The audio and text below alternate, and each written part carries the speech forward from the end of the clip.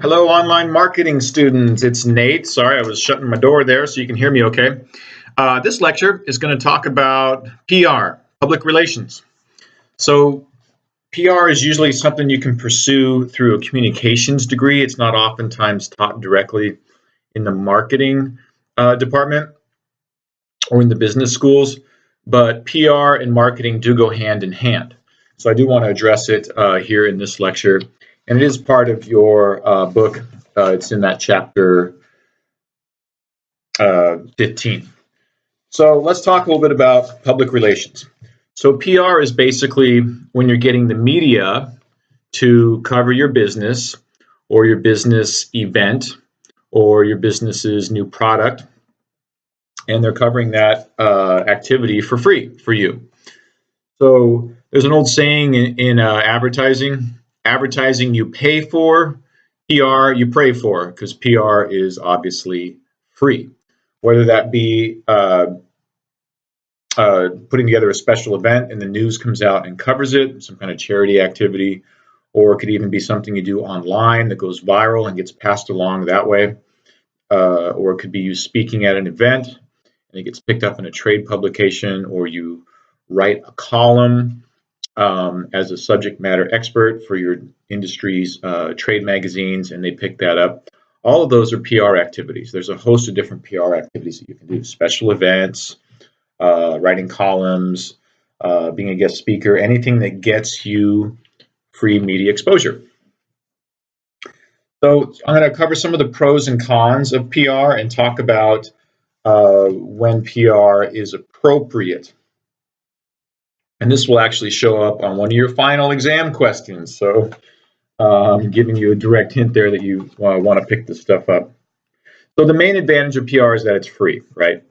So if you're a good writer or you're good at hustling events and you're good at creating stories or news stories, events that the media will come out and pick up, there's a media angle, something that interests the media and they would want to come out and cover it, then PR is a great strategy. It's the most common strategy pursued by nonprofits, because nonprofits, by their design, being a 501c3, that's their tax status, they have to operate in a nonprofit capacity.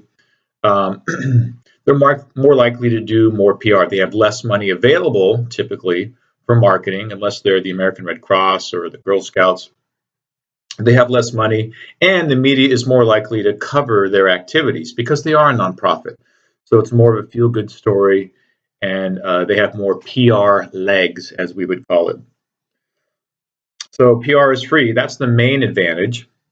The second advantage is that PR stories are more credible than straight-up ads. If you're looking through a magazine, for example, and you saw an ad for a new watch, does anybody even wear watches anymore? A new watch versus a story in maybe the new product tech section of that magazine covering new gadgets, and the watch was covered in that tech section as part of the magazine's editorial, you're probably going to put more credibility on the article than the advertisement. So news is considered more credible than advertising. And we've certainly all experienced that recently with all of this, quote, fake news that's been going on. And we've seen how fake news is still believed is more credible than advertisement. And people are believing their news, whether it's real or not. So it's free, it's more credible, and it's a good strategy if you don't have a lot of money. So oftentimes, if you're small, as a new company, you don't have enough money to do traditional big budget marketing endeavors like ad campaigns on TV or radio or even print. But you might be able to garner some PR for your business. If you have some eco-groovy components to your business or your products, then the media is more likely to cover you. So it can be a good strategy if you don't have any money. I'll share my personal example of how I use PR with one of the companies I was marketing for in a second. All right, so that's some of the pros about PR. Free, more credible, and it's a good strategy if you don't have a lot of money. And fourth, if you have eco-groovy stuff or media noteworthy stories and angles to your business that the media wants to talk about. So if you're coming up with cool new products, or even things that are good for the environment, or you have operations that are good for the environment, most of the news stories that we watch that are about a business, they're pretty much all PR generated, meaning there was somebody either in the company who wrote a press release and then worked the phone to get it picked up by local TV or print news, or they had a public relations firm that was doing this for them. So the vast majority of the news that we read, if it's positive about a company, it was probably generated through some PR activities, either the company or PR agency that they hire. And there tends to be three categories of news that businesses get picked up with PR coverage for. One is eco-groovy products, like I was saying earlier, any new products.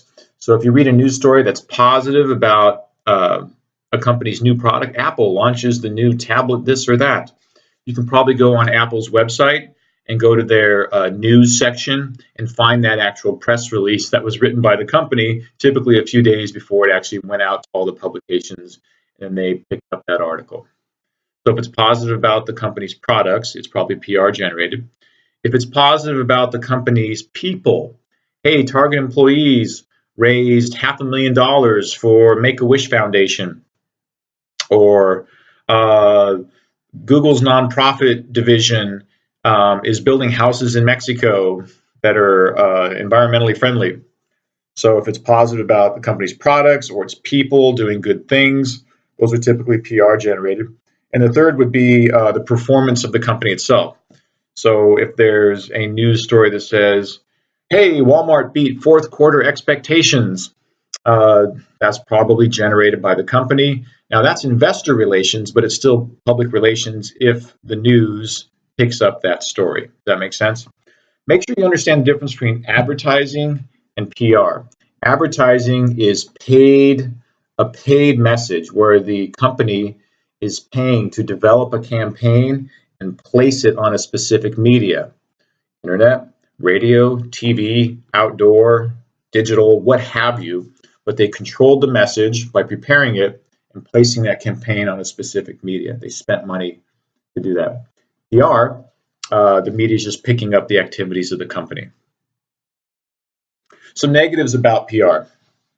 The main thing, as you could probably guess, is you don't have a lot of control. So you can write a really nice press release, or you can put together a great event, but there's no guarantee that the media is going to come out and actually cover that event or pick up your news story. When I was a new marketing director out at Palm Desert Town Center, which you can see in my resume, the previous marketing director had spent all the money for the marketing budget. And I stepped in right before we got to the holiday season, which is the most important time of the year for shopping centers. And we had no money to promote the center because it had already all been spent. So I was between a rock and a hard place. And the only opportunity I had to promote the center was through public relations activities. So having many stressful, sleepless nights, I finally came up with this idea. I had a vendor in the center who wanted access to the center to sell parachute lessons, jump out of a plane, parachute lessons, which were popular out in the Palm Desert area. But he didn't have any money to pay rent. He wanted a cart, but he couldn't even afford a cart. And so one night, I woke up in the middle of the night, I thought, you know what? I think I can use this guy for some type of campaign that'll get me some media coverage. And my grand idea was that I would have this guy put on a Santa suit, and he would jump out of an airplane and come parachuting down into the shopping center dressed like Santa, and that would be our Santa arrival for the year, and the kids would be there to greet him, and it would be this cool different way of doing our kickoff for the holiday season and our Santa arrival. We would get a bunch of media coverage. And most of that happened, although on that particular day in the desert, it rained. So you don't have a lot of control over how things are going to go, especially if it's a special event. So it was raining that day. You can't jump out of an airplane if there's cloud cover and it's raining. Luckily, the gods smiled upon me, and for a brief period of about 10 minutes, enough of the clouds parted that he could jump through the hole in the clouds, and we had our special event. I was hoping for the media coverage in that event to run for a whole week, but we ended up having a big fire out in Palm Desert later. A big structure burned down, and the news went and covered that event instead. So I got some media coverage, but not all that I had expected or hoped for. And that's the downside of PR. You don't have any control over if the media is going to come out and cover you, or even how they cover you. They might come out and shoot all their film, and then they might go back and splice it up in the media room and talk about you in a whole different way than what you expected. You know, when I worked at Jack in the Box, we always sent out press releases about our new sandwiches. We're launching this new ciabatta double bacon burger, what have you. And we sent it out to all the food columnists and all the trade journals around the restaurant industry. And we rarely got any PR coverage. Why? Because we're a fast food place. We're not very healthy. There's nothing new or interesting about us as a business that would compel the media to want to cover us. Does that make sense? So you have to have a media hook. Your business has to have something interesting that the media would want to cover. Now, don't confuse PR, getting the media to cover your event, with other things like promotion and true special events, like sponsorships. Like Visa, proud sponsor of the 2020 Olympics, and they're out there and they have signage all over the stadiums and whatnot. That's paid. So the difference between sponsorship and special events and PR is money is being paid for those other things. So PR and true special events are not the same thing. You can have a special event that you hope gets media coverage, but you're not paying for that exposure. All right, so that's the down and dirty about PR. It's good for nonprofits because the media is more friendly to them. It's more of a human interest story. It's good if you have eco-groovy operations or things that the media want to cover because they're popular and people would want to watch or read a news story about those activities. It's free, but you don't have any control. All right, thanks for listening.